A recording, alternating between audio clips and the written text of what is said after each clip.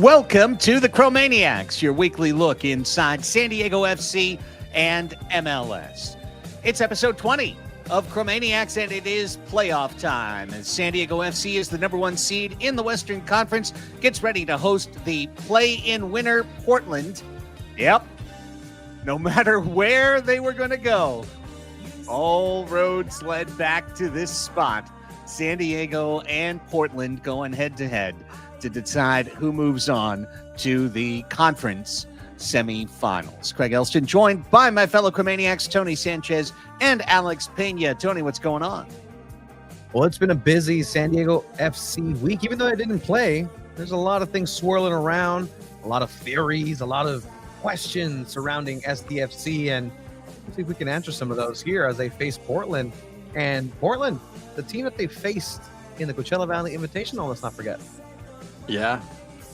And the team they saw on Saturday, and I was there along with, I was there with Keith. I saw our buddy SDFC Mando playing on the drums. And yeah, it was a great time. It's great to see everybody out there. And it was a wet Saturday, but overall, great time. We're here to talk about it all on episode 20 of the Chromaniacs. We're going to go through what Alex saw in Portland. We'll talk about Chucky Lozano very shortly. We'll talk about Amal Pellegrino shortly, plus awards nominations starting to come in as SDFC has already piled up the points. Now they're going to try and rack up the awards as well. And then it'll be right into our Match 1 preview as we will get you ready for Sunday's playoff opener. That's what we're doing on Chromaniacs 20. A reminder, if you've got Instagram, you can follow us on Instagram at the Chromaniacs. Every time the number goes up, let's get to 500 by the end of the playoffs, please. Let's do that, huh? How about we get to 500 this week? What do you say? Yeah.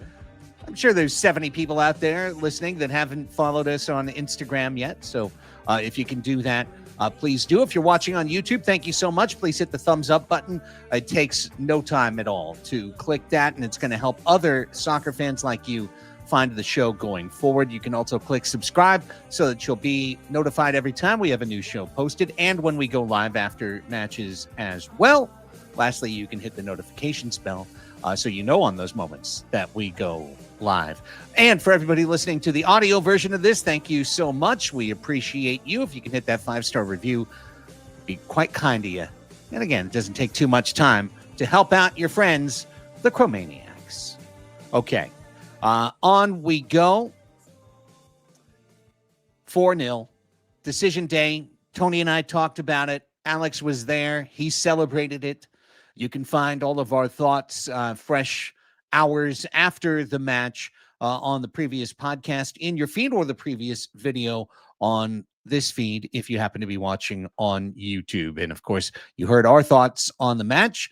Alex, as you mentioned, you were there. As we get some of your thoughts on the match, the first thing I'm really curious about, because this is the thought I had as to if I had been there. As you know, I wanted to go. I wanted to go next week too. And I don't know that I would have remembered to bring a rain jacket. Like, I just don't think I would have thought of it. And I was curious if yourself or how many people you saw get caught in the rain as opposed to getting rained on when you had slickers and plans. You're absolutely right of bringing a rain jacket. I've lived in San Jose. I never owned a rain jacket there, and I live here in San Diego. Why the heck would I need one? Yeah, answering your question, I did not bring one. Monica did. Keith surprisingly did not bring. Well, I think he had some sort of sweater on, but yeah, he was mostly like showing off his SDFC T-shirt. And yeah, I mean, I saw a couple people wearing just t-shirts and shorts out there too. Um, but yeah, it was a great time, and man, Portland is something. Providence Park is unique in its own way. For those of you that want to go there in a couple of weeks, it's right in the west side of downtown, and you could get there pretty easily. There's plenty of hotels in downtown, and you could just take a bus, take the tram, walk there, and yeah, Providence Park, the remnants of where the Portland Beavers used to play. And yeah, you could kind of tell like, oh, this used to be home base on this side. This is the first base side over there. That's the third base side. You could kind of tell like the dimensions were there. And man, it's unique. It does remind me of a old ballpark with the baseball, the old troughs in the men's room. Um, yeah, the Not quaint okay. little spaces. Yeah, it's just it's and then the bleachers, they're made out of wood. They're old bleachers in there. So yeah, it's unique in its little Portland style place. But yeah, it's a great place to catch a match. I liked it. I like what the Timbers Army brought. I absolutely love their tifo, especially with what was going on that day. Protests and everything, and it was a perfect message. And you know what? And even though they were getting beat, for nothing, those fans stayed in the rain throughout the whole thing. I was impressed. And then, I wasn't really, paying attention to their side, but, I heard afterwards on the podcast, that's Timbers related, that they were absolutely giving it to, Phil Neville, some of the players. They were not happy with the performance against, SanDiego FC, and that's part of being a part of that supporters club. They're very passionate, and if they feel like you didn't perform, they're gonna hear. You're gonna hear about it. So, uh, great time being in the rain, and then the final act of everybody, getting around the iPad, and I think that's gonna be the thing I remember. Everyone getting gathering around the iPad and watching and seeing like, oh, did we win? Did we get first place? And yeah, the Pellegrino celebration can't see afterwards. shit back there. He's trying to look. He can't see anything. He's like I ducking over know. one guy's shoulder and another. Yeah, so I think great you told him. time. Yeah. Yeah. Oh man, but yeah, great time throughout it, and thanks to you guys for holding down the fort and doing the post game match. Yeah, for a game like that, yeah, you want to talk about it right after the match, and man, yeah, I liked what I heard from you guys after the match, and man, yeah, being there was something different. It was a great day to celebrate. Hey, if you full match support on the road, it's pretty hard to go do a post game show afterwards. You usually shouldn't be chemically in the right state to do a post game show at that point, but even so, fatigue and probably needed a shower, a warm blanket. Yeah. Maybe just get him dry, get him dry. Put him in a dry, Uh, warm place. And the funny thing is, yeah, the next day, because my sister lives there, she did invite us to ramen after, or the next day. Hmm, So that was perfect. perfect, spot on. Love the ramen there in Portland. With all of the excitement that happened in Portland, the story that trailed from the match is what didn't happen in Portland, which was nobody saw Chucky Lozano. The reason they didn't see him is because he wasn't there. And at the time, what we had to work on is not too far from what we have now, which was the official club position. There was an internal issue that it's been handled internally, and head coach Mikey Varas saying that Irving is available. That's a message he gave out just yesterday to the press. Meanwhile, Tom Bogert in The Athletic put a little more flesh onto the story. And Tony, what I thought was interesting was that when we were in pure speculation mode, I believe we came up with what we thought was the best case scenario for what an internal problem was, and that the best case scenario would have been Chucky angry at being subbed out in Houston, getting into it with his coach, then a moment of passion because he didn't want to leave the pitch, and the club responding by saying, fine, you're not on the plane to Portland next week. It appears, and I know there's still some folks out there aggregating and using headlines to keep everybody in a state of suspense, and to be honest, that suspense will continue until 5:30 p.m. Pacific on Sunday. That's the only time we'll know for sure if Chucky Lozano is either on the bench or in the lineup. But Tony, it appears we were center bullseye on it in terms of what this turned out to be. Yeah, that's correct. And so, the reporting coming out that it was because of a verbal altercation in that halftime. And just to kind of bring some more context into this right now, this isn't just a one-off event that just set him off. And this is something that, now checking with a couple of sources, it's something that's been kind of building towards this entire season. Now, this isn't necessarily a time to, if you really want to dig into it, right? Well, he's going to play. That's the answer people want to hear. He's available to play. That's black and white. Now we can move on from that. Now, do people want to find out, well, we want the drama, we want the nitty gritty, we want this is the diva Chucky we've always known. Here's the diva in Napoli that didn't want to extend his contract. This is the one that took a penalty away from Ricardo Pepi. And, this is kind of all these things that, have been known about Chucky. He's a fiery player, so you get to both sides. Well, if you want to speculate, go ahead. But here's one side for Chucky, right? Hey, I'm trying to get to a World Cup. I need playing time. I need to show that I'm in the best shape that I can possibly be.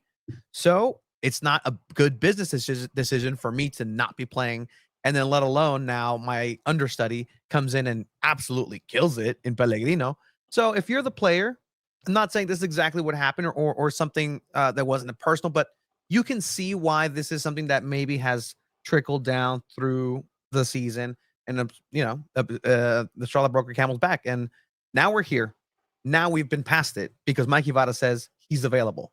Now we can speculate, will he be available for a full 90? Mm-hmm. Yeah, and when Craig first, he texted the group that Chucky wasn't available. I saw that. I was like, okay, whatever. And kind of went on with Saturday's match because I knew it was like, okay, well, Pellegrino's going to play, Baird's going to play. I didn't think it was a big deal. I still don't think it's a big deal because this is just who Chucky is. This is kind of what you're kind of settling for with Chucky Lozano. He is highly passionate, highly emotional player. And you see it on the field, right? The highs are super high. When he's scoring goals, everything's good. You see that infectious smile on his face, right? The lows can be also very low. And he's been very open with with his time in Napoli. Carlo Ancelotti, he was there those first few months when Chucky Lozano was at Napoli. Everything was good. He was starting, everything was good, and then Carlo leaves. They bring in a new manager, and the new manager's like, Lozano, you're not starting. You're not playing anymore. You're basically, and Chucky took that as like, I'm off the team then. I want to go. I want to be somewhere else. He did end up staying in the following season. He actually had a pretty good season. But it was like that with Chucky. He's very open that I was depressed. I was not happy with this situation that this guy just took away all my playing time, and that's kind of how some football ballers are. They want to be on the field. They want to be playing. They want to just do stuff. But in the end, I think this was a message to Chucky saying, we're not playing Chucky ball. We're going to play SanDiego FC style ball. And you got to be you got to fit in with the culture here. And I think it still hasn't clicked with Chucky, and hopefully this is a message. This is kind of when he starts to wake up and understand he's part of a system. He is not the system. I think that's so interesting because this is the first player for SDFC, the first designated player, the highest contracted player, one of the top 5 contracts in the league. And I don't think, and please let me know, interrogate this if I'm wrong, but when I think back over the course of the season, I mean, there were the injury moments for Chucky. There was the departure for national team, right? And moments of like, okay, well, how many minutes here and are we going to national team next? But by and large, it's felt like if Chucky was there, Chucky started, Chucky played, and if not for Anders Dreyer, Chucky Lozano's had the next best season on SDFC, a season that would normally be considered a quite good season in MLS. He just happens to be playing with his fellow DP who put up an MVP level season and almost, the type of year you don't see every year, even for a good team. So I'm wondering if this was just a behind the scenes whistle Chucky no, whistle Chucky no at practice. Like, nope, not that. Nope, hang on. A little bit of frustration with improvisation, little frustration with maybe a dribble instead of a pass, here or there. But I also struggle to think of a bunch of moments that Chucky took his team out of the game. Um, we've seen him get bracketed. That was something we saw a lot the last couple 3 matches. If teams are bracketing him, that means someone else is open, on the pitch. So I guess maybe that could be the thing. If he's bracketed and he's dribbling, then he's not moving the ball quickly enough to take advantage of the man overload by the defense. Again, we're back to speculation, but I think it's pretty accurate in terms of just thinking about what Chucky has done this year. There hasn't been a lot of, oh no, Chucky, oh why Chucky? Like I rarely remember saying that over the course of the whole season. And the one time it did, Mikey did something about it. That's when he took him out. That's when he did the tactical decision to say, Chucky, we need to go ahead and try something new, a new look. And we are in the middle of the resolve of that. The eye of the storm has passed. Now you're in the back end. So this back end results in he's available, what that's going to look like. But yeah, to your point, Craig, like, yeah, there hasn't been a lot of points where Chucky has influenced the team in a negative way. And when we are able to say, okay, cool, then it directly tracks to where we are now. And I think, this team, no question, is stronger and better with Chucky Lozano available. I think there's no question about that at all. This team is better with Chucky on the pitch. And hopefully both sides and Chucky himself is doing everything to go ahead and make that a reality. And if you're San Diego FC, hopefully that means you're starting back on Sunday. Yeah, and I guess kind of like to follow that, it's I think the only times I've seen Chucky when there's like a decision he's made where it's like, okay, that's not really part of like the San Diego style. It's probably the shots that he kind of forces like outside the box, that are wide right, wide left, and he could have probably dumped it off, passed it to Dreyer, passed it somewhere else. I think that's the only time, and maybe it's just the buildup of that. It's just okay. You're still not getting it, Chucky. Come on, make that extra pass.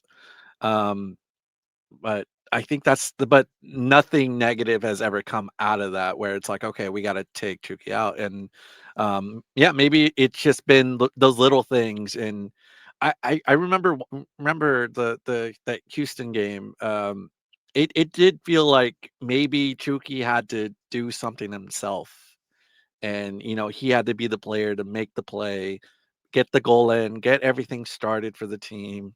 Um, and maybe that's kind of how he's felt throughout the season, where he's like, okay, I got to be the guy to get the offense going. And yeah, you got to remember we weren't doing so well before before that match, and maybe that was the way he felt, and Mikey is like no, and they had just a bit of a disagreement, and I feel that's all it was. It's just a disagreement in ideologies, and I think both sides can get past it, and we'll see Chucky on Sunday.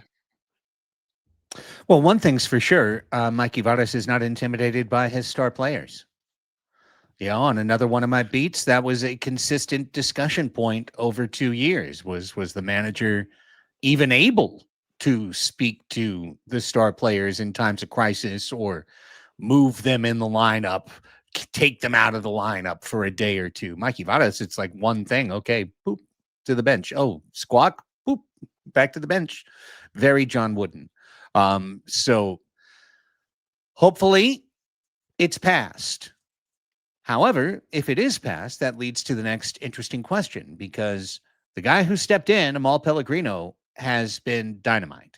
8 goal contributions in 3 halves of football for San Diego FC.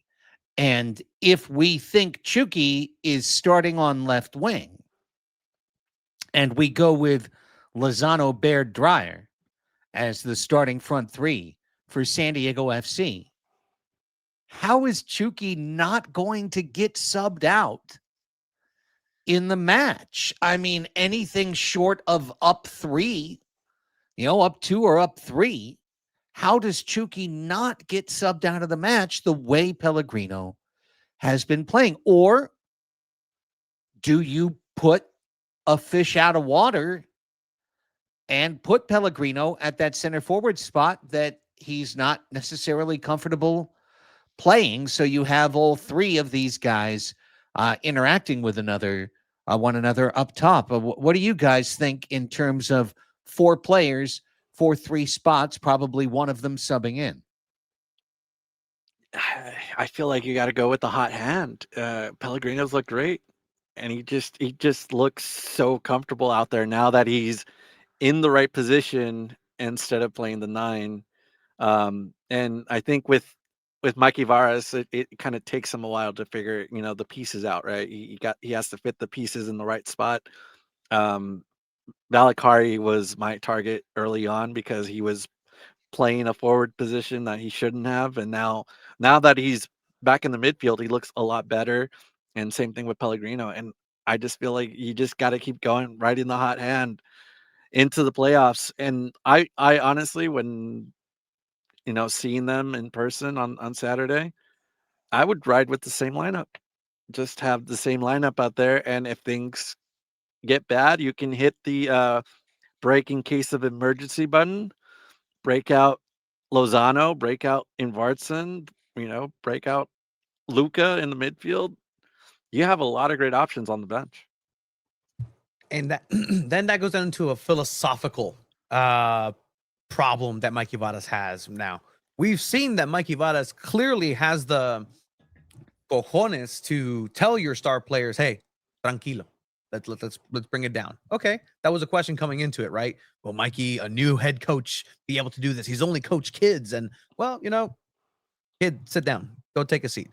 But if you want to go on the stats, Pellegrino, this is his line so far with San Diego FC. He is converting at a 0.27 percentage in his time here at San Diego FC compared to Chucky Lozano's, obviously a much bigger time frame, 0.1, right? If you're talking about the hot hand, Amal's got these numbers up in the last 7 games. Last 7 games, goal scored 4. He was played in his natural position 1.5 games to that. Who is the hot hand? It's clearly Pellegrino, but do you then, as the head coach, have that ace up your sleeve? Throw Chucky Lozano first, because in theory, he's the one that has the chemistry. He's the one that has the know-how. He's the one that knows how to adapt into this lineup and has been taking this team to where it's at right now. And then if it's not working, you have that change up. You have that change of pace. You have a different look altogether. It's almost when a pitcher is looking down, a batter's looking down in the box, and then you throw a fastball up high. You're looking down, Chucky Lozano defending him all day, And then you get the 6'2" baby giraffe of Pellegrino doing these step overs. Like it's a mental aspect too. So for me, I would prefer Chucky Lozano out there first and starting if available and everything's all good. Chucky Lozano out there first. Then the quick a change of pace with Pellegrino. He's got the big body. He can tire people out. I mean, and it's a good hard question for Mikey Vadas this upcoming weekend. These are the things I would be thinking about if I was Mikey. I would be thinking to myself, okay, what Tony just said, because I've got a secret backdoor, audio fix to hear the Chromaniacs, and I'm listening to this live. What Tony just said makes a lot of sense. I could start Chucky, kind of let the rabbit run, let him get, puppies out of the cage, let him scamper all around the field, and then I'll bring in Pellegrino in the second half, and if we need that flow, we've got that flow. We've got that card to play, but Chucky's my starter. And so I give him that to show the relationship's healed. Everything's good. You're my starter.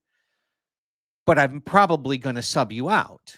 I'm probably going to sub you out for Pellegrino. Now, what I'd be thinking is, if I do that, do I lose Chucky for the rest of the season? Is Chucky of a mind that when I start, I play? The last time we fought was because he started and didn't finish. And I took him out at the half and he wasn't hurt and he lost his mind. So why wouldn't he lose his mind in a playoff match if I did that? However, al revés, if I put him on the bench to start and let that tension build up over the course of a half, and then I let him loose in the second half with the intention that you're not going to miss another minute of the playoffs.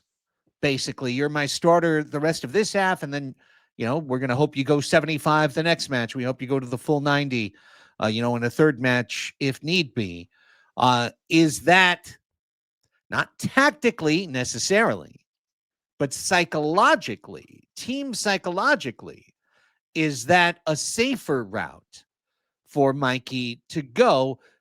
Lozano, of course, wants to start, but my feeling is if he starts, he wants to go until he's too tired, until he tells the coach he's ready to come out. And that's not what happened last time. And the way Pellegrino's playing, it's probably not what's going to happen this time either. Yeah, that's a tough one for Mikey Varas. Look, there's a way of thinking about this too, because I'm sorry, but like Mikey Vadas has a perfect out in this. He has a perfect out. Chucky, look, well, he calls him Hirving. Look, there's this thing in MLS where points don't matter. It's like, whose line is it anyway? Chucky's like, what's that? He's like, well, it's a great show that happened, and they revamped it, and Drew Carey did a better job. Mikey's never watched the show, but yeah. But you then say, look, there's only 2 games that actually exist right now. On paper, there are 2 games that exist. There is no such thing as a third game. That's not a thing. There's 2 games. That's 180 minutes. Let's go ahead and play it like this. You start the first game, you come out for Pellegrino, then you start with Pellegrino, and then you get to close it. Because it's not like an aggregate score where you need all cylinders firing at all times for all 90, because, oh man, if they score 7 goals or San Diego FC scores 7 goals, we want to pile that on as much as you can. No, if you lose the first one, okay, that's fine. We can come back, regroup. If you win the first game, okay, great, come back, regroup, start this team that ended the game. You work on that momentum and then close it out with somebody with the pedigree of Chucky Lozano, if need be, because then if you don't need them, you can rest them. You can rest them and put them for the next round where you do need them, because it's a head-to-head. So, that's a good out to have if you're Mikey Vadas and talking to Chucky, like, look, you're still important. It's this MLS structure, it allows this. And that's a really good point too, because you need to win 2 games. You got to win 2 games in 3, but you're focused on the first 2 in hand. And if they have that conversation, I think he'll understand Like, yeah, you're gonna need me in both games. You're gonna need me in both games, and um, it's fine if if I start, I can come out, get ready for the next one, because yeah, that I think that's a good way to look at it. At Lozano, like that's the thing, we're gonna need him eventually. Like he's gonna be the player, whether that's Portland or whoever else is next. But yeah, you're gonna need him in these playoffs to play and play well, because he does bring the magic. He can take on players. He can do a lot of different things that Pellegrino just can't. So he is needed. It just all depends on what's gonna be best for Chucky, best for the team, and working yourself into that team philosophy, as you will, like however you need to work that out. And the happiest guy in the room is Corey Baird. No one's talking about me. I get to just stay here and send it forward. Cool. Yeah, everything's good over here, boss. Don't worry about me. You keep focused on that left wing situation. I'm sure you're going to sort it out, boss. I have all the confidence in the world. Don't worry about me. Okay. As mentioned, the award nominations are coming in. These are not surprises at all. SDFC has 3 nominations for major MLS postseason awards. 2 players have, one player and 1 coach have racked up those nominations. Mikey Varas is one of 3 finalists for Coach of the Year, along with Vancouver and Philadelphia's head coaches. And that makes sense. And I think a standard MLS voting season would give award to Philadelphia because they're picked to be out of the playoffs. They had a lot of changes, a lot of person changes, and they surprised and they won the Shield. I think Sorensen in Vancouver is another interesting, discussion point because again, that's a team that did better than was expected, and of course, they had a great international run as well, although that shouldn't count into MLS voting. But this isn't a normal year. This is an expansion year, and there's an expansion team on the pitch, and that team was picked to finish 15th, like almost universally picked to finish 15th in the conference, and they finished first. So I don't care about a team that had turnover. The whole team's a turnover. SanDiego FC. They turned from 0 to team. I don't care about improvement in the standings. We were picked to get 30 points. We got 63.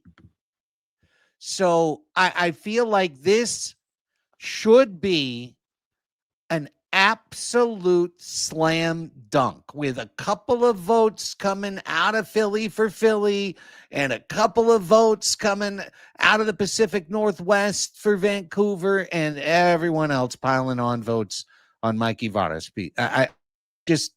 I don't see it any other way. He's the coach of the year. This thing could have fell apart easily, especially when they went through that stretch early on. They lost 3 in a row, but then they came back and won against FC Dallas 5-0, and they went on a run. They honestly went on a really good run in that since that period. Um, and that's the reason why we're here today talking about playoffs, talking about best team in the West.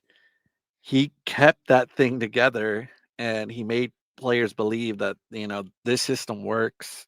It's all about the system, and he deserves it more than anybody else. I mean, yeah, you could talk about Union and how they turned it around. They won the Shield. Okay, that's great. I mean, sure, but this is a new club.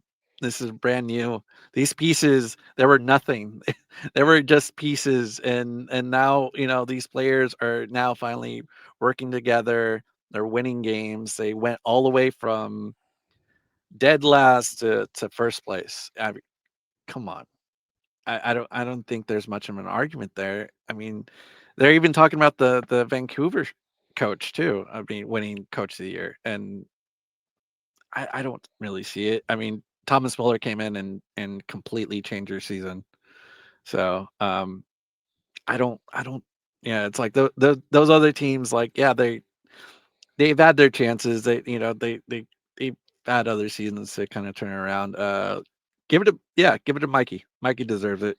He's worked hard, and he's just an amazing coach. I like to think about these individual accolades as how like the challenge, right? What was the challenge before San Diego FC make playoffs? And you not only destroyed that challenge and went further than that, you were first place in the West. I would listen to Portland versus Real Salt Lake in Spanish, and they call them Los Campeones del Oeste. They're the champions of the West. Like that's what it is. This is a championship level coach where, again, how big was the mountain that Mikey Barras had to climb compared to the mountain of, say, Philadelphia Union's coach, where there was so much thrown to Mikey's direction in terms of speculation, because rightfully so. Who is this guy? I remember coming into explaining to people, oh no, like they're like, who's going to be the coach? I'm like, oh no, they already chose him like a week ago. It was, oh, who?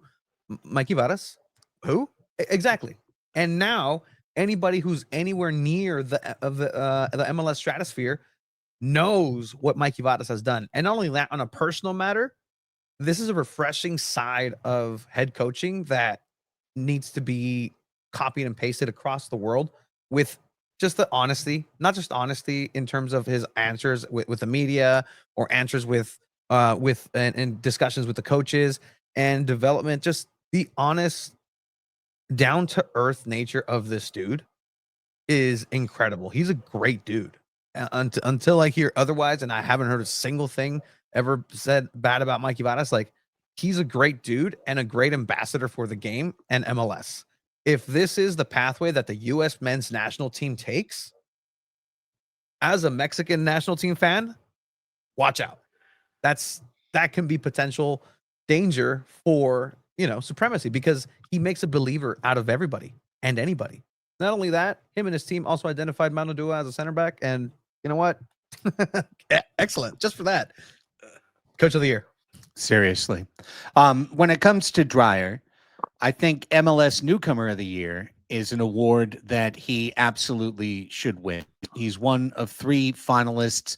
Of course, Sonny is one of those finalists, and the other is Zinkernagel for Chicago Fire, who had a really good year, but nothing like Anders Dreyer. And in that 3-person field, I don't even think we need to discuss it. He should win MLS Newcomer of the Year. Landon Donovan, MLS MVP. It's a 5-person field, and Messi is one of the 5 people. Lionel Messi is going to win MLS MVP. Dreyer very well could come in second. I think there's a good, strong argument for Dreyer to come in second place in MLS MVP. And then again, in a different world, different season, he could have won it. But Messi had a great year. Messi signed a contract extension through 2028 to stay in MLS and stay with Inter Miami. So he's going to win MVP. And I'm at peace with that, guys. Imagine telling Anders Dreyer a couple years ago you're going to be in a legit competition with Lionel Messi. Like Chiva is going to be at meet availability tomorrow, and Honor will be speaking, and that's a question I'm going to tell him to ask. Like, in this adventure of football, did you see yourself competing head to head with Lionel Messi at any point in your career? And the answer has to be no, unless he's a truth seer and knows the future. But this is an incredible achievement for a footballer in general in their career to be considered there. And even it just, that extra magic that Messi has is what pushed him over. But this is the level that a player in the prime of his career is doing for San Diego FC. This is what you have to look forward to next season, regardless of what this season means.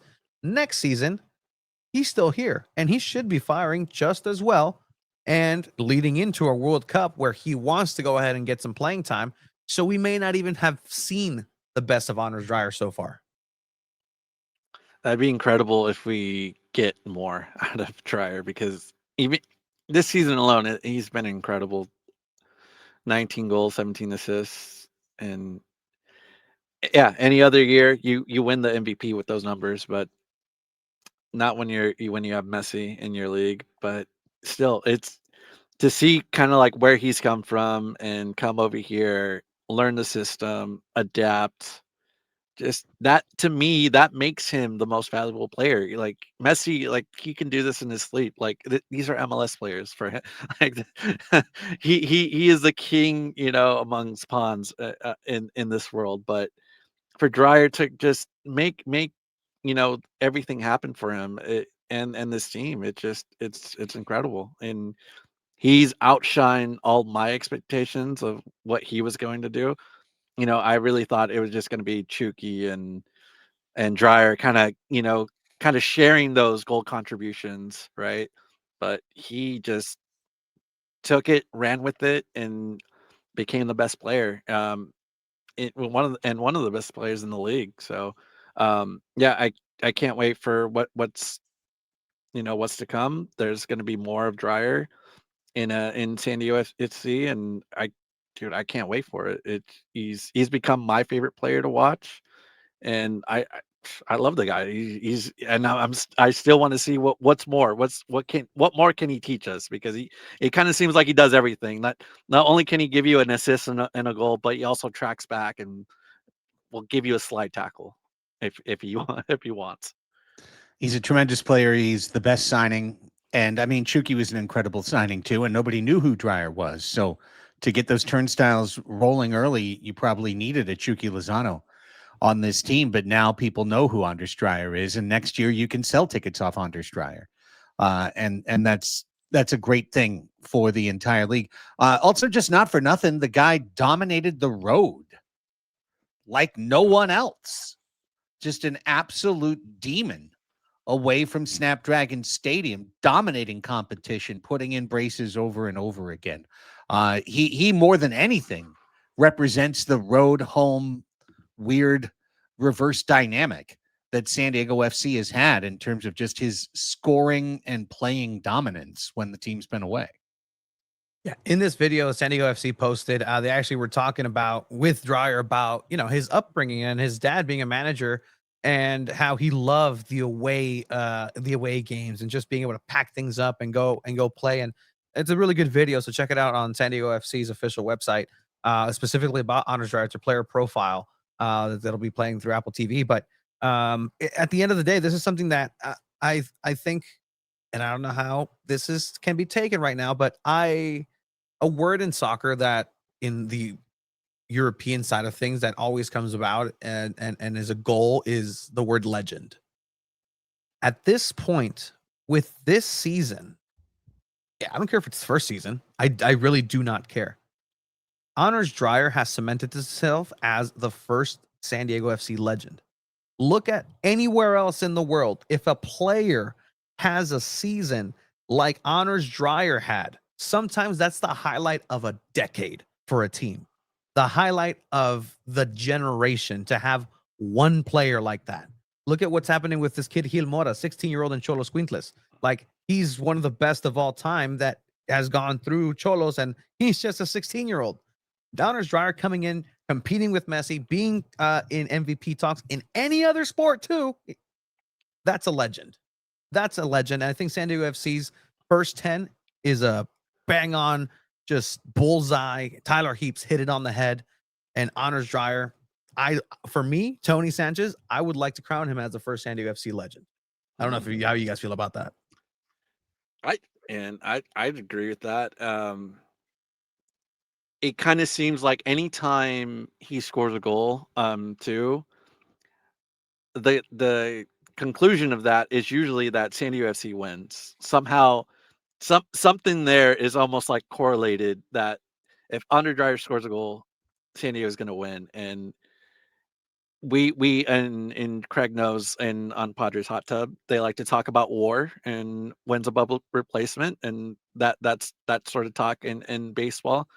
And we don't have that type of stat in soccer, but I would say that if you put it, if you would, calculate his WAR, like he would be one of the most valuable players in probably in all of, in this league, but probably all of soccer too, just because of his contributions.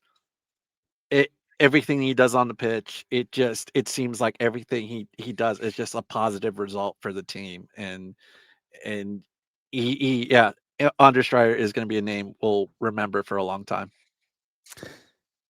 You're gonna hate me. Yes, and yes.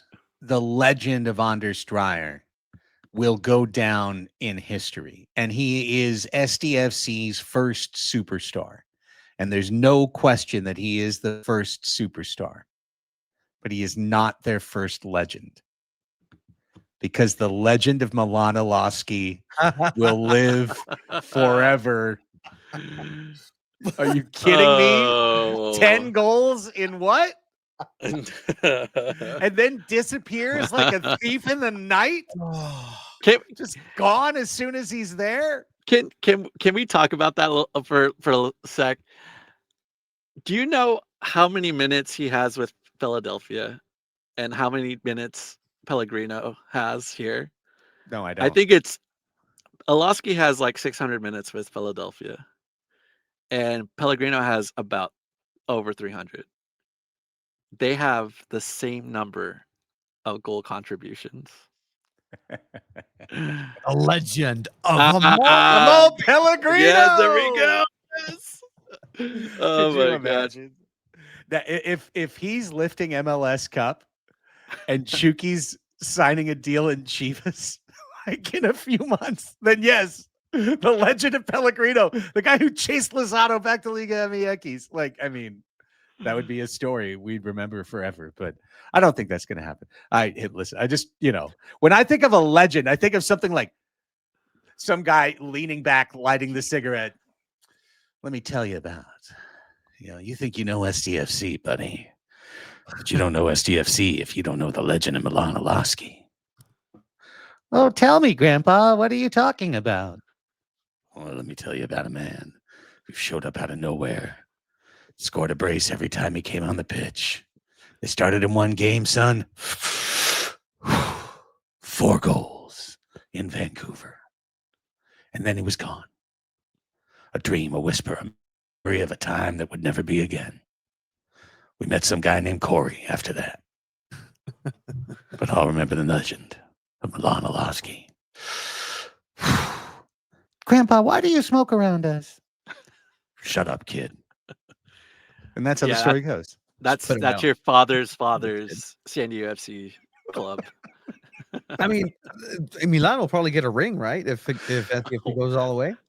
Does that work in MLS too? Could you imagine? I don't know. What if it was Union SDFC in the cup, and then he's just waving at Tyler like, "Hey, do I get a playoff share either way?" I'm just wondering. I think I have to believe that if there is a final of San Diego FC and Union, someone's going to write that story. It's like, well, it doesn't matter for Oloski. He's going to get a ring either way. I think someone's going to write that story. I mean, why wouldn't he get a ring? Except that he's playing for Union. Yeah. He left us. That would be a good reason. But yeah. Especially when you beat Union in the MLS Cup final. And again, the Milan Oloski thing, like, just really quick, it comes back now with like, well, why are you still talking with him? Guess what? He's woven into the 1. He's woven into the 18. He's part of the story. He's a part of the fabric. Yeah, if you don't want him to, I'm not pining for him. I'm just doing a bit. Basically, I'm doing a bit. But like people, like I see, like, well, we got to move on. Like this. Well, it happened.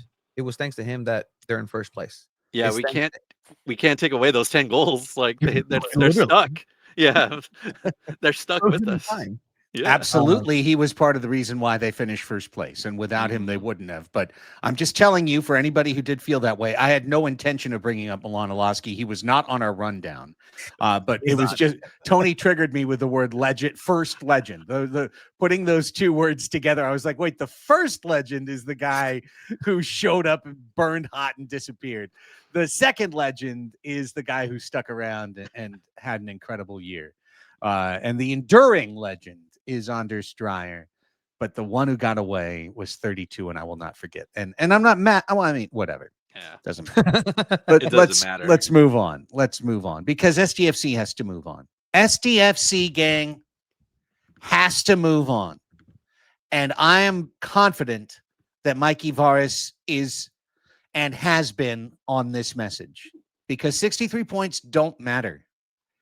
The goals don't matter. The away results don't matter. Nothing matters. Last year, Inter Miami, in Messi's first season, set every MLS record. They dominated the league the way the league had not been dominated. And then Atlanta United won the 8-9 play-in game in the East and beat Inter Miami in the first round. And Miami went home and didn't even make knockouts in Audi MLS Cup 2024. So, the year before that, St. Louis City SC as an expansion team finished first in the Western Conference, faced the play-in winner and lost and went home. It's happened enough that it needs to be strongly considered that the regular season champ and the playoff champ aren't always the same thing. And in fact, quite often, it's right here at the start that the regular season champ goes home. Oh man, Craig, I'm so glad you brought this up. Because yeah, a number one seed can be knocked out. This playoff format hasn't been around like that long. It's only been these past couple seasons since 2023. Um, so yeah, each season there has been one team, a number one team that has been knocked out, and yeah, that's something to think about. Will it be San Diego FC or will it be Philadelphia Union or they both move on? Um, yeah, it's something to think about. But with Portland,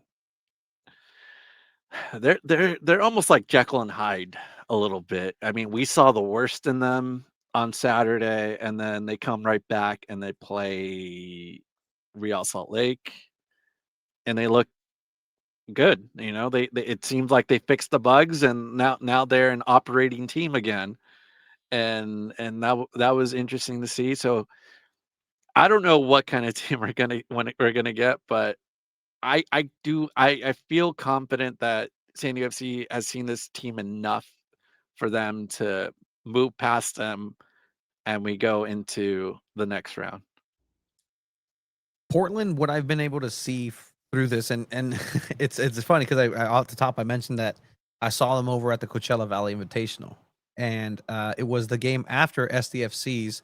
I believe they played either Chicago Fire or somebody. I forget who they played, but you notice that there's a structure in place for that team. That even though they went with some youngsters, they went with some players that are new. Like there was a clear structure where Mikey Vadas and SDFC were clearly looking for it. The first game that they played, they lost 2-1 against New York FC, right? Like, and then they were able to bounce back and figure some stuff out, fill in those holes, and they've been doing the exact same thing the rest of the time. For Portland, this team took San Diego FC to a 0-0 draw here at home. So they have the ability to stifle San Diego FC's attack and their philosophy. Because again, if you want to just move past attack, like they are able to stop the bleeding at least for a moment in time for San Diego FC. This last game, there was the massacre, just blood everywhere. 4-0. Like there's no hope in that match specifically for Portland. But then in the game against Real Salt Lake, you saw the regalness kind of come back up, the blue blood MLS team where, oh, we've been here. We've been in this situation. Even the fans in the stands, it's felt like they know what it takes to get it done. And they did exactly that against a team in Salt Lake that, had their chances. They hit a crossbar a couple times, but Portland took their opportunities. They were clinical when they needed to. They were able to stop a creative force like Diego Luna and Olatunji. Like those are things that for San Diego FC, you got to take both sides of this Portland team and who's going to show up against SDFC. Because I'm not too worried about who's going to show up for San Diego FC. They've shown you every single game. It's San Diego FC. It's a machine. Just move forward, climb. But Portland, it's a wild card, and that's where Mikey Vadas and company have to be careful of. Because if you don't get it done here in this first game, you open yourself up to again The blue blood Portland coming back up, the green blood welcoming you inside of Providence Park, and you do not want to get into a one game go home situation with Portland away. No, you got to win this match. Going away, the Portland Etsy witches will be conjuring up another rainstorm for next week. You know, it'll just, that place will become a weird cauldron. And it's going to be wild either way, but SDFC has to take advantage of their home field advantage. So interrogating that, I wonder, and this is where you'd get a little nervous as a fan of the Chromatos, is you say, okay, SDFC, young team, excited, first year team, first time playoff, first playoff match is at home. We're going to have a big crowd, all eyes on us, and we want to come out and we want to make a statement. We want to put on a show and show the league what we can do. And I feel like that mentality is perfect for Portland to counter. I feel like that's the perfect situation that Portland is probably excited about is, oh, we don't have to worry about all that. They're going to put on a show. We're going to sit back. We're going to pack her in. We're going to jam the back third. We're going to be disciplined up front. We're not going to go crazy. We're not going to be looking for breakout passes from from our own 18. We're going to be very controlled and very structured.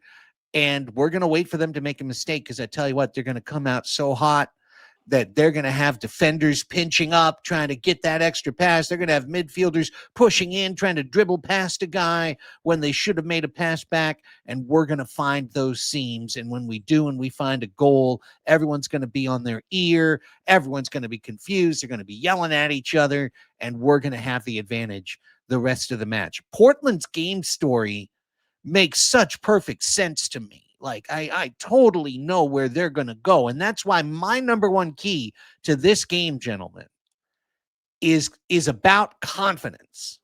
And I hope that Mikey Vadas is kind of giving it to his team this week, because the last thing you need is to be overconfident going into this match and think like you want to believe that you can win, but you do not want to believe that you can win to the point that you are swept up in the pageantry, the excitement, the adrenaline, and then you play too fast.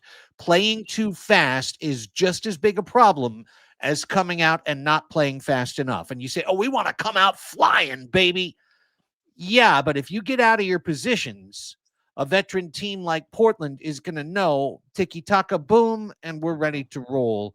And Dos Santos is coming in 1v1 against a guy.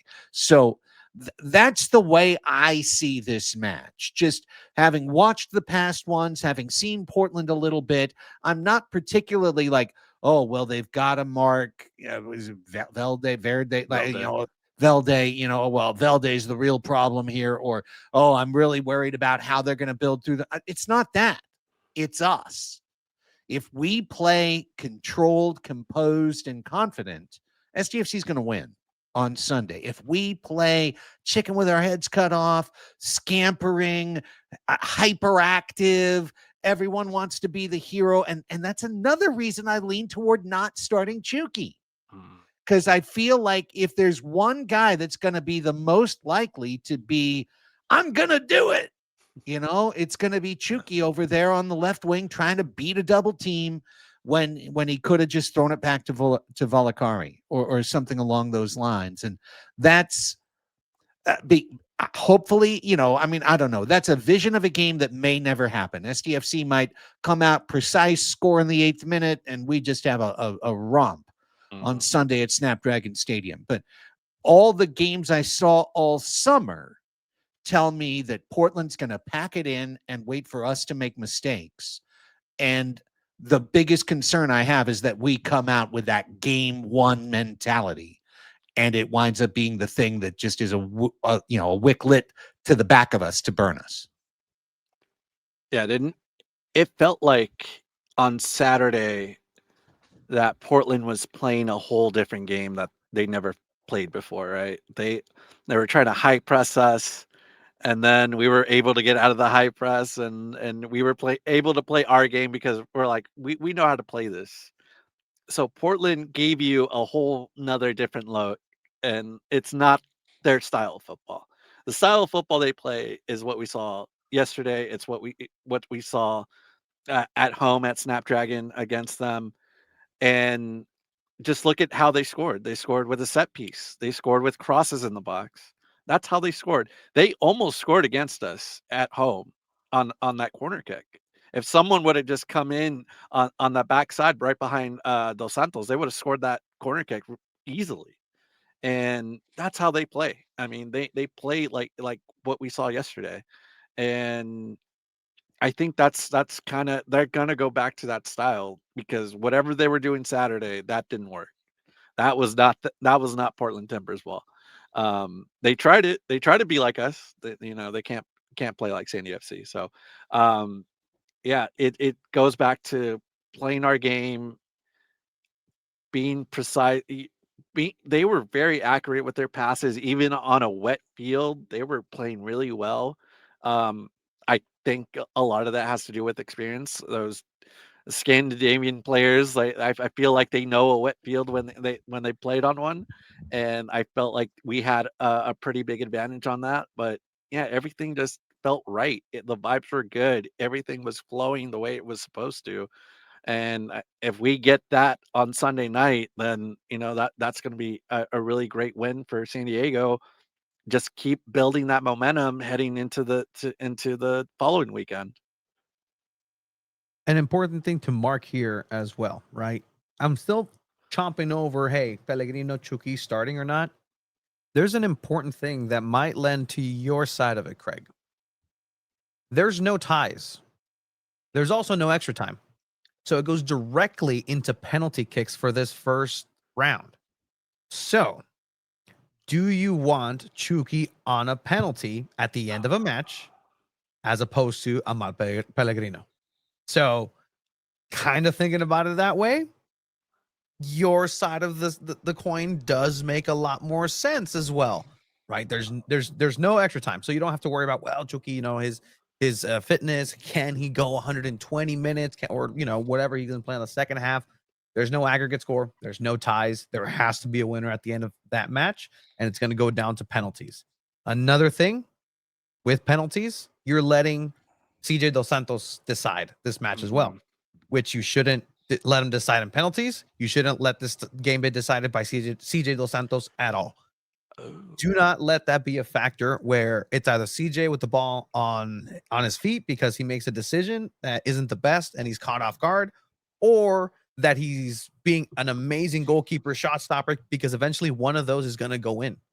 Don't let CJ Dos Santos be a factor in this matchup. Take care of business. Take care of yourself. That midfield goes both ways. The midfield is the strength of this team. Let it go ahead and create. Let it go ahead and defend strongly like it needs to, because it's playoffs, but you still have to create. And that's where SanDiego.FC needs to go ahead and go back to their basics. And like you said, Craig, don't get too ahead of yourself. This is where you need the steadiest of hands. You've shown a steady hand through all the regular season. Keep it going, because this is where you can mess the entire season up. Not again saying that they didn't have an incredible season, but if we're talking about playoffs now, moving forward to the next round, this is what it takes to be a championship quality and caliber team. The coolest heads, the steadiest hands will win and move forward. So SanDiego.FC, I think, just do what you've been doing. You've been honest about it this entire season, whether it's Mikey, whether it's the players. Be honest to your form, be honest to your philosophy, be honest to your players, and be honest to the city of San Diego, because, man, this city needs to see a victory in playoffs at home for sure for SanDiego.FC. And Tony just brought up a good question. Do you guys believe that Portland will play for the draw so they can go to penalties? Sure. Okay. I mean, I don't think they're going to push for the win. Do you believe that's an advantage to their advantage if they can go to penalties? It's a question that they haven't asked, right? A lot of these players for Portland, maybe they have a lot more time and know-how of who is going to be those penalty takers, those 5 initial ones. and you're going to take the risk of, I don't know what San Diego FC is going to put out there. And Yeah. if you're watching San Diego FC's penalty history this season, it's not the best. Honors Dreyer, not the best penalty kick taker. Oh, So- he kind of takes the same kick almost every time. And everyone's going to know that. I mean, off the top of your head, obviously he is still going to take one of the 5 pens. He'd probably take the first one. If Lozano's on the pitch, he's taking one. That's for sure. And then beyond that, it starts to get interesting. Does Tverskov take a penalty? I think he does, right? Yeah. I think he does. Is Godoy going to be in the match at the end of the match? I'm saying no. So now you're thinking maybe De La Torre. Is De La Torre going to take a penalty for San Diego FC? And who's the 5th that you want? Is it a Mighton who is subbed in? Right? Doesn't feel like a guy you want to take that pen. Is it Ingvartsen who subbed in the 80th minute? You have no idea what you're getting from the big old tall dude. I throw in Valakari in there. Valakari, yeah. I will say that Pantemis, the goalkeeper for Portland, is 3 out of 6 in penalties.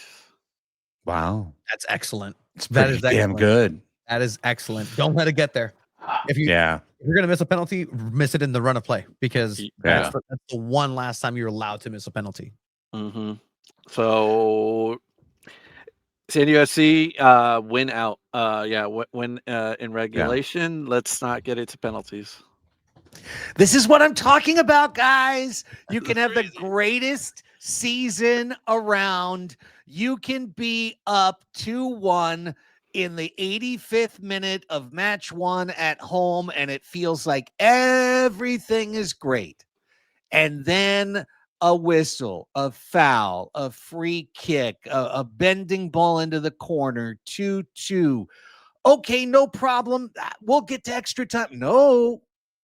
We'll get to a randomizer. We'll get to a spin of the wheel. Uh-oh, it came up on Portland's spot. Now we're down in the series, going to Portland, and we got to pull a win out of Providence Park in order to keep our season alive. It's that easy. You could play and dominate the entire match, have one thing go wrong, get to pens, lose in pens, and the next thing you know, your back's against the wall and everyone's asking questions and, oh no, is it happening again? Number 1 seeds, blah, blah, blah. And it's like, okay, I hope this paints a picture for the audience of the pressure dynamic that is on the Azul and Chrome on Sunday night. Play well, do good, put a 4-0 up. Holy crap. You're the team of the year. You're on a roll. If SDFC wins match 1, what are the odds they're going to lose the series? I'd say pretty damn low. Pretty damn low. If they win the first match, I'll take them. I'll take them for sure to get to the next round. It's only if they drop this match that the whole world changes. So that's why this is the one. Oh, best of 3. This is the one. You better win this one. And when SDFC, the mindset of we better win, those have been those matches that the other team is just laid back, waited for the counter. And so that's all I have to go on. So that's what I assume will happen on Sunday. Portland will lay back. SDFC will press. SDFC is going to try and press the action, and they will allow a counter somewhere along the way. Does Dos Santos make a stop? Does somebody track back a la Chucky against a Galaxy, at home? Does something happen, a great defensive intervention for San Diego? Does Dua do something special along the way that saves the bacon? Or does SDFC just come out and put it all to bed and say, guys, tranquilo, hijos, tranquilo. We're fine. We're good. We're up 3. We're cruising. We're doing set rotations. We're getting ready for match 2. That's my dream. That's my hope. I think there's as good as a 50% chance that it goes that way. But the other half is the half that's going to keep Mikey Varas up every night between here and Sunday night. I gotta say, I hate this playoff format. Before it gets started and everything, I hate this playoff format. I do believe that it should be just a home and away, and aggregate scores. I think that's the best way to do it. Hopefully, they change it down the way, but yeah, it's not the ideal situation to determine like, oh, who should move on and play in the championship. But these are the rules. This is what the hand you're dealt, and hopefully San Diego FC comes up on top. Big match on Sunday, and yeah, let's go San Diego FC. Yeah, well, you know the rules, and so do I. So there you go, Craig. Yeah. Well, let's wrap it up right there and see what happens. We'll be back. I'll be there Sunday night. Tony will be there Sunday night. Are you going to be there Sunday night, Alex? No, I'll be at home. I'll be watching here. You'll be the anchor of our coverage on Sunday. Tough situation. We're just going to have to read the match state, Tony, as to whether I hang in for the full 90 and 10 in the supporters section. It's a lot easier in the regular season to go like, hey, 75th minute, I got to do a show. It's a little different in the playoffs. Mhm. Yeah. So post-match might be a little later on Sunday. We'll find out. But either way, we'll be back to talk about it all as SDFC's playoff journey begins. And hopefully it will be a long one.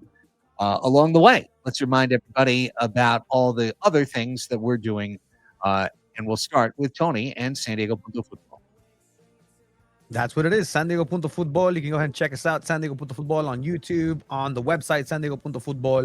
You can check out writings from Abraham Cepeda, and stick to San Diego Futbol and all its channels, because media availability tomorrow with Mikey Varas and more than likely Honors Dreyer. The first place you're going to see that as soon as it happens is SanDiego.Futbol. Alex? Yeah, and I'm over at Substack, Chromatic FC on Substack, and I wrote about my time in Portland. If anyone wants tips, just hit me up on Who Knows Alex on Blue Sky, and you can hit me up on Instagram, a Pena CV.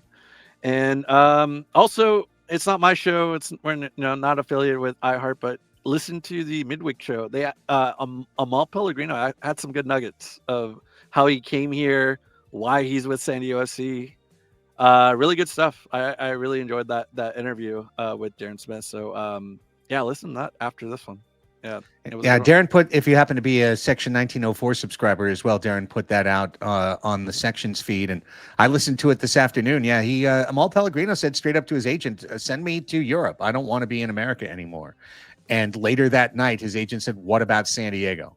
And he said, please make it happen before I wake up tomorrow. and then he was like, okay, deal's done. My bags are already packed. Let's go. Yeah. He was not too keen on San Jose. Unlike Alex, maybe he needed Alex's tips while in San Jose. Maybe that was the key. He didn't know the right places to go. Amazing stuff. Well, of course, you can follow us on Instagram at the Chromaniacs. You can follow me on Instagram at 619 Sports and Life.